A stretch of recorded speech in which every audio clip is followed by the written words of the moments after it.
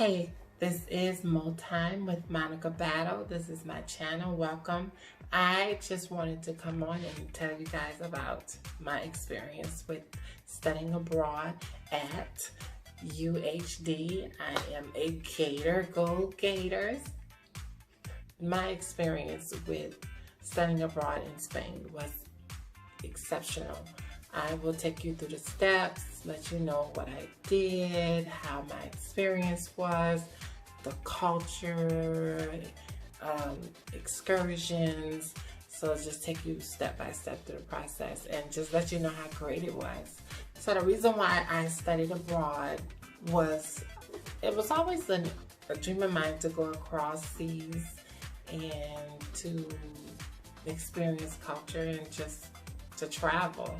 I would always see the program on the side and I'd be like, oh, I wish I could do that, because I was working a lot. And then I had an opportunity as this year, my last as a senior at UHD, I was doing a program that was life work, and so I had the chance to go. So I was like, well, maybe I should, you know. I went ahead and they had a program. So they had a fair. I went to the fair and I saw all these different programs. At first I was like, I'm gonna go to Argentina. I like Argentina. I had to first look around and see what countries I was interested in traveling to, but I already knew that I wanted to learn more Spanish. So that was my influence. I was like, let's see what Spanish countries. So I did. I looked around. I went and I visited every table and tried to see what they was offering. And then I ran across, like I said, Argentina. Or did I say Argentina? Yeah. So I went and saw different countries, Italy, and they had France, and they had China, and, you know, different study abroad programs. So I was like, well, which one would be best for me? And because I know I wanted to study Spanish and I wanted to add that to my resume, I was like, you know what, let me just focus on Spanish countries. Once I finished with the fair, I really focused on the ones that were about Spanish and that could tie in my major, which is a medical major. So I wanted to also see, okay, do they offer any medical courses? And also, was it winter? Because this is the only time I could go. I was like, I can only go for 1 month. I can't go in the spring. So I had to go through that process, see which ones had what I was looking for. Once I did that, I honed down, I called, I emailed, and I was like, okay, tell me about your program, and ask questions. And I made myself a list, and then I chose one. And the program I chose was Soul Study Abroad. So I want to tell you guys about my experience with Soul. I want to share it. I want to show it to you. And so maybe you can get excited about maybe going to Soul Study Abroad program in Spain, or you can choose another Soul program or another program totally. It's up to you. But let's start. Let me begin and let me share my experience in Spain. Once I chose the study program that I wanted to go to, I started going through the checklist. Like, what do I need? What do I need to have done? So for my checklist, the things that I had to do, I created one. I followed checklists.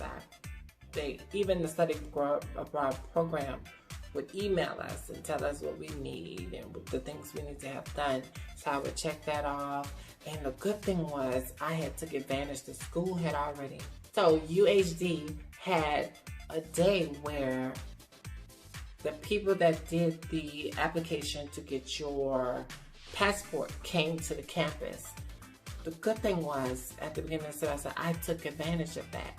Because now that I knew that I wanted to study abroad, that was one thing already off the checklist. There were students that didn't have their passport, so they had to wait until it was completed. And I had just got mine. The next step was preparing for departure, ever having like who was going to watch my apartment, letting my family know that I was traveling, but I was trying to keep it a secret, so only my emergency contacts knew.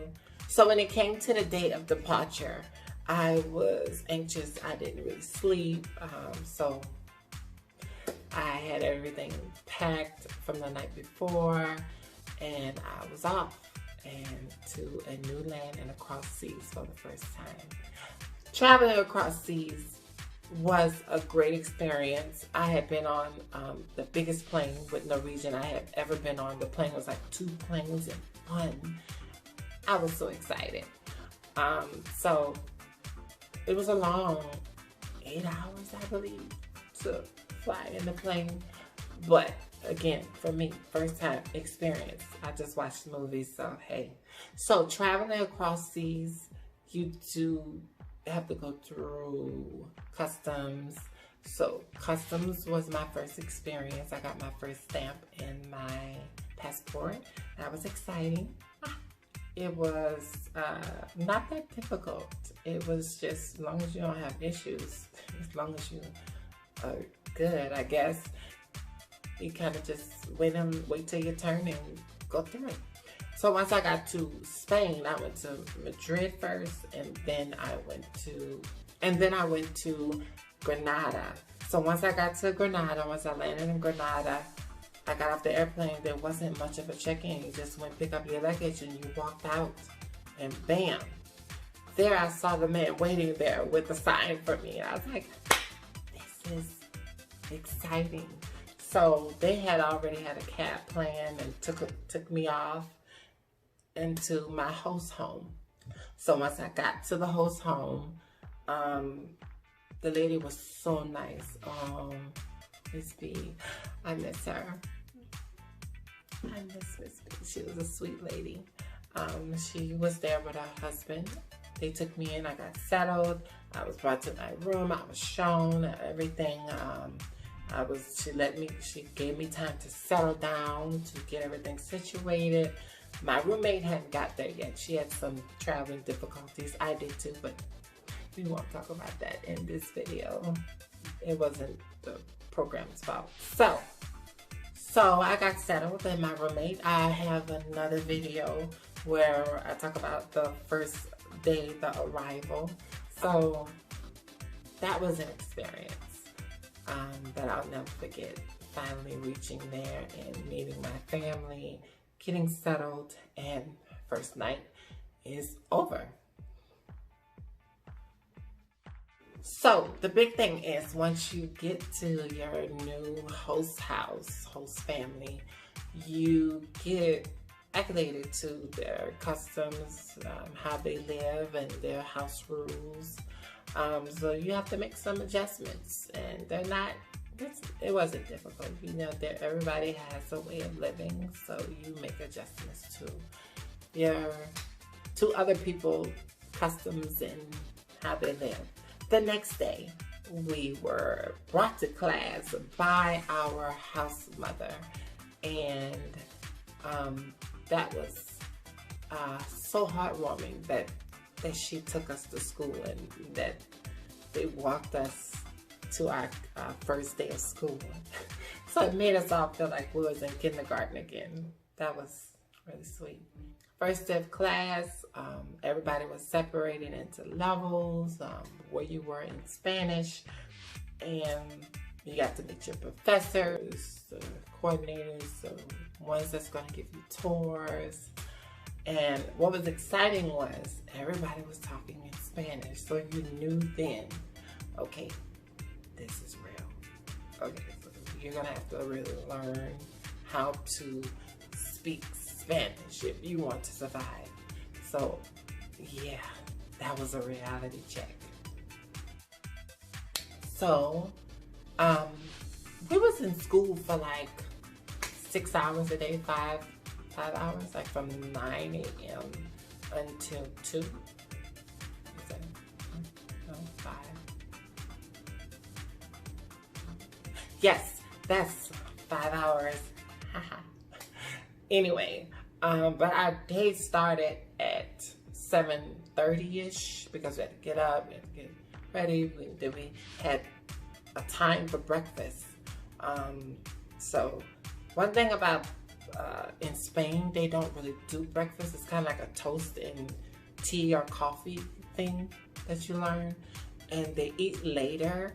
Their lunch is not till 2, and their dinner is not till like 8, 9 o'clock. So our house mother was willing to make adjustments, but we kind of didn't. Like I told her, I was there to experience their culture, so we kind of kept things the same. But yeah, you have 3 meals a day, and you kind of plan that around school. Because when you get out too, it's time for lunch. So either you can go back home and eat lunch and then go do something else, or you can go for lunch, but you have to let your house mother know, like, what are you doing? So everything is planned around these meals if you plan to eat at home, but you don't have to. So I did, because the food was wonderful from my house mother. Yeah, it was like one less thing I had to worry about was food and spending money on food. I had already, you know, had to come up with some money to get out there. Plane ticket. So the first day was great. We after school we went back to eat. So here comes the part where I talk about the excursions and the culture, and then the culture activities that we had. So the first day we went on a tour of the city of Granada. And the cool thing about that, my own professor was giving the tour. So he was a very nice, and I loved my professor, might I say. He was kind of like young. Like each professor, you can tell, I don't know if it was intentional, but the professors was like, our professors at the college were actually pretty young professors. Not fresh out of college professors, but they were pretty young. And that was cool. They were relatable and pretty down to earth.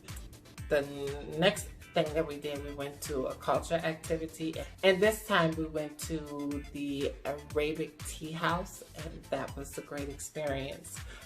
This was kind of like the first time we all got to sit down with each other and just talk and just kind of chill out. And it was really nice. The tea was nice. And all of this is free because, you know, you pay for the program. All your excursions, all the tours that they give, all that is free. So I took advantage of them all. The next activity that we did was a Spanish cooking class. So that was a culture activity, and it was great. The food was great. The time we laughed a lot. We had so much fun. I'm probably gonna keep saying great because I had a lot of fun. So the next culture activity was we went to a cathedral tour, and as you can see, that cathedral was huge. I looked like a little ant compared to the size of the cathedral. Wow, loved it. Took lots of pictures, as you can see. So after that night, that was, I think, on a Friday, and then you had the weekend, and the weekends was primarily ours. You had the choice on doing whatever you wanted to do on the weekends. So pretty much on the weekends, I just kind of chill out, didn't do much, did some studying, walked around the city. Great city, some nice people. I didn't eat out a lot because my house mother, like I said, cooked. And it was free. So, I mean, it was culture food because she's from Spain and she cooked Spanish food. So I felt like I was getting food. I didn't eat out a lot. And I did do another video where I did the first week review, so you can check that out as well. Our next activity was the Milanese tour. You can see those pictures, right? I always had fun on whatever we did. The Balinese tour was kind of like they brought us around the city to see different nativity scenes. And that was pretty nice and heartwarming. The next thing, some people traveled, some people got Airbnbs for Christmas, but me and my roommate did. We chose to stay at the house for Christmas, Christmas dinner with the family, meeting her 2 daughters and their husbands and their kids. Her grandchildren were so respectful and so sweet. Loved them. And the food, covered in food. I remember singing for them, singing Silent Night. This was my first time in another country for a big holiday. So after dinner, because Spain kind of like, people go out late at night a lot. Like their clubs really don't kick off until 1 o'clock in the morning. So after dinner, remember dinner is like 9 o'clock. I went out into the city, took some pictures, met some people, and just enjoyed the night, even though it was really cold. But it did not snow in Spain. I must say that. I was like, wow, no snow. It didn't bother me. I don't really care for the cold too much. So Christmas is done, and the next thing we did after class on another day was the graffiti tour. And this was interesting because in the US, graffiti is seen as a crime, destroying property. In Spain, they kind of embrace their artistry, and a lot of it has historical meanings. It was pretty interesting, and you got to see art, and they did do Spanish art, and some art was actually American. So they took us around again, this time my professor. But I did not mention the other tour guide, Edu. She was exceptional. Love Edu, Miss Edu. I love Edu. Did I say I love Edu? Yeah. Back to the graffiti tour. My professor took us on this tour, and it was great. So this week was finished, and then we were free Friday and Saturday, and then Sunday came and we had an excursion. And where did we go? We went to Cordoba. And as soon as you get there, you know it's going to be filled with history. You walk across this ancient bridge. There's so much history. You walk into the town. You're met by a statue of an angel that guarded the city. So we really spent some time, the whole day there, because we had to travel a couple of hours to get there and back. So we spent the whole day, that whole Sunday there. What I will say, I will interject, but I did the day before was because I had a free Saturday, I went on my own excursion to the Science Center, but I'll talk about that later. Yeah. Anyway, so back to Cordoba. Cordoba was great. We got to freely roam the city. We got a tour of the city with the tour guide, and then they just let us roam free for the rest of our day. I kind of hung out in Burger King for the internet because I was trying to upload my pictures and everything. And then I went, sightseeing, got postcards, some souvenirs. So, and took more pictures. They had this area with the oranges. It was a type of fruit, but it was so bitter, they said, even though that there were plenty of these trees everywhere, you really can't eat them because it's bitter. Anyway, Cordoba was great.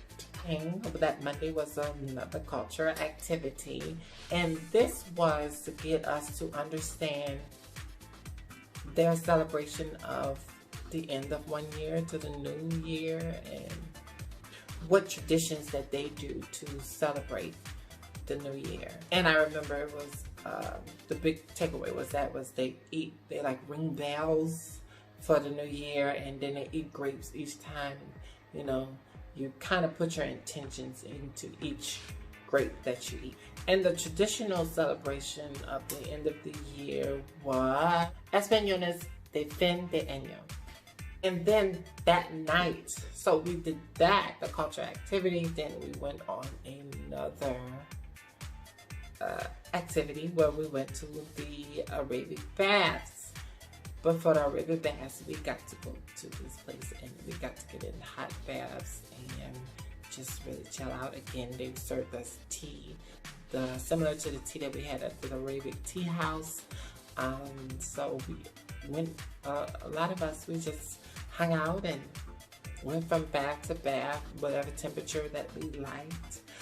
They even had a cold one, so you can go from hot to cold to shock your muscles. I don't know if anybody knows about the significance of that. And yeah, that was cool. So for New Year's, some people again got Airbnbs. This time, me and my roommate, we decided that we would travel, and we decided to go to Malaga. So right after class, we went to Malaga, and there celebrated the New Year's. We had an Airbnb. We toasted. She went out. She had some fun. I decided to go down to the park, took some pictures, hung out with some people, met people, came back. The next day we went to the beach. So, you know, you really have freedom to do what you want. You can hang out in the city, and they also have activities that still go on while you're there. Like the Edu used to email us activities and prices and different things that you can do in the city, clubs that you can go to, restaurants. She would take time to give us all kind of information. So it was really like, do what you want to do once class is over. So once we got back, it was 2020. So this is the new year, and the first thing we did after class on that Monday was we had an excursion and we toured the Alhambra. This is the last holding place of the Islamic rule of Granada. Has so much history, so much Spanish history, because it's where their king and queens, when they took over the kingdom, and that's where they ruled, in the Alhambra. So we got to tour a kingdom. How exciting was that? It got so much history. We got to walk around again, take pictures, get souvenirs.